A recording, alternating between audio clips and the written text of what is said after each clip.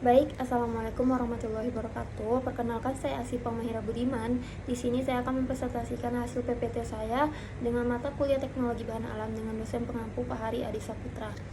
Di sini ada 4 materi. Yang pertama ekstraksi minyak siri, yang kedua fraksinasi dan isolasi, yang ketiga permurnian, yang keempat komputasi bahan alam. Yang pertama, ekstraksi minyak siri. Minyak siri sendiri adalah zat berbau yang terkandung dalam tanaman.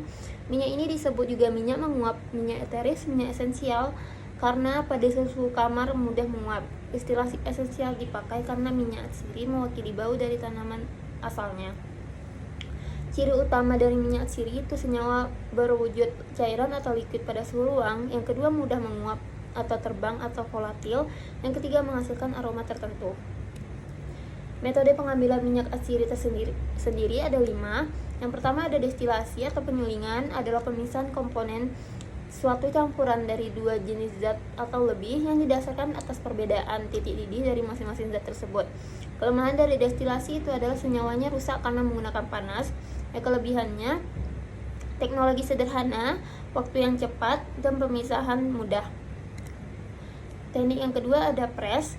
Metode ini digunakan terutama untuk buah-buahan berkulit tebal seperti jeruk. Minyak siri diekstraksi dengan cara menekan kulit buah secara mekanis atau cold pressing tanpa menggunakan panas atau pelarut. Hasilnya adalah minyak yang masih segar dan beraroma kuat.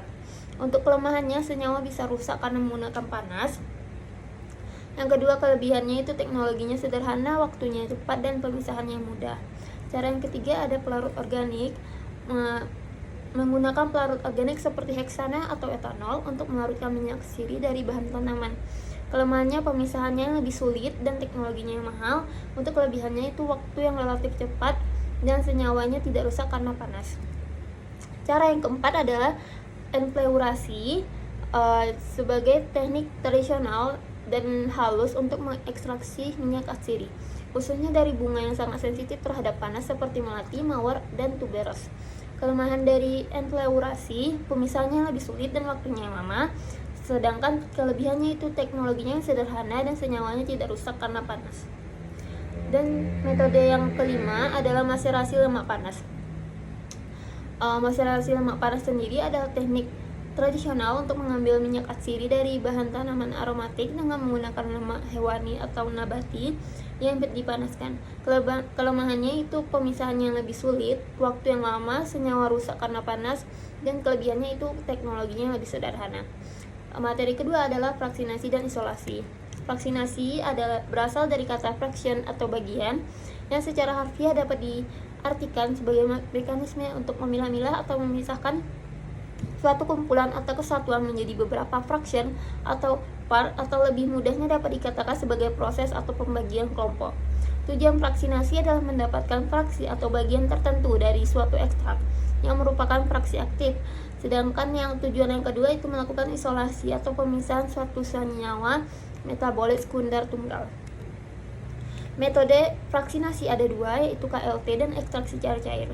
Kromatografi lapis tipis, prinsip kerjanya memisahkan sampel berdasarkan perbedaan kepolaran antara sampel dengan pelarut yang digunakan dengan menggunakan lapis tipis pada lempeng kaca, logam, dan lain. KLT memiliki 2 fase, yaitu fase diam dan fase gerak. Pada fase diam itu terdapat pada zat padat seperti silika dan aluminium, sedangkan fase gerak itu terdapat pada cairan. Yang kedua ada ekstraksi cair-cair, itu peningkatan polaritas. Ketidakcampuran antara 2 komponen pelarut yang digunakan dapat diprediksi senyawa pelarut. Ada 3 jenis pelarutnya, yaitu nonpolar, semipolar, dan polar. Nonpolar itu pada lemak atau lilin, terpen, dan steroid. Semipolar pada kumarin, fenolik terglikosida atau flavonoid, dan alkaloid. Dan pada polar itu flavonoid, glikosida, dan alkaloid kuartener. Isolasi komponen campuran adalah proses memisahkan satu atau lebih zat murni dari suatu campuran berdasarkan perbedaan sifat fisiknya, seperti titik didih, kelarutan, ukuran partikel, dan lain-lain. Kelebihan isolasi sendiri adalah waktunya relatif cepat, sekitar 15-60 menit. Jumlah zat yang diperiksa cukup kecil, kira-kira 0,01 gram senyawa murni dan 0,1 gram simple.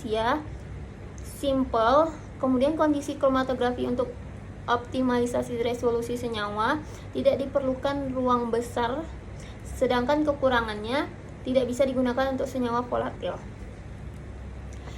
Materi ketiga ada pemurnian. Proses pemurnian kembali senyawa organik padat dari bahan pengotornya dengan cara mengkristalkan kembali senyawa padat yang telah dilarutkan ke pelarut. Prinsip kerja pemurnian itu, senyawa dilarutkan dengan pelarut yang dapat melarutkannya pada suhu tertentu.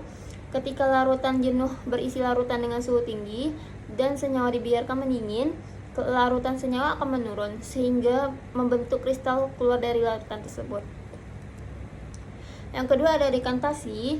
Dekantasi adalah proses pemisahan campuran berdasarkan sedimentasi dan penuangan langsung atau pemindahan pada wadah lain. Campuran padatan dan cairan atau dua cairan yang tidak dapat bercampur dibiarkan memisah akibat gaya gravitasi dalam corong pisah. Selanjutnya cairan yang lebih ringan akan dikeluarkan dari alat sehingga meninggalkan komponen padatan atau cairan yang lebih berat dalam alat.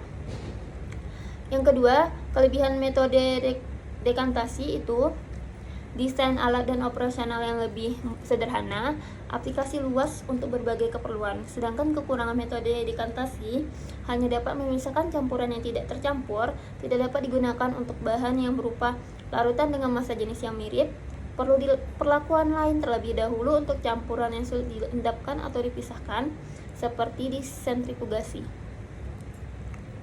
Yang ketiga ada sublimasi. Proses di mana suatu senyawa mengalami konversi dari suatu padatan menjadi gas tanpa melalui fase cair dengan cara memasukkan senyawa pada suatu sistem vakum. Pada tekanan yang rendah, padatan akan membentuk gas dan terkondensasi menjadi senyawa murni. Kelebihan metode sublimasi sendiri itu digunakan untuk memisahkan senyawa padat dapat menguap yang tidak bisa dipisahkan dengan metode lain. Yang kedua itu mempunyai hasil pemisahan yang murni karena zat yang tercampur tidak bisa menguap. Yang ketiga, sublimasi merupakan metode terbaik untuk pemisahan campuran senyawa padat dan padat yang mempunyai perbedaan titik didih yang besar. Kekurangan metode sublimasi hanya dapat diterapkan untuk memisahkan campuran senyawa padat yang dapat menguap atau senyawa organik padat, tidak dapat digunakan untuk memisahkan campuran padat yang perbedaan titik didihnya rendah, membutuhkan lebih banyak alat dibandingkan metode pemisahan sederhana lainnya. Dan materi terakhir adalah komputasi bahan alam. Komputasi dapat diartikan sebagai cara untuk menemukan pemecahan masalah dari data input dengan menggunakan suatu algoritma. Hal inilah yang disebut dengan teori komputasi, suatu subbidang dari ilmu komputer dan matematika. Tujuannya adalah mempercepat proses pencarian obat, identifikasi senyawa aktif, serta memahami interaksi molekul dengan target biologis.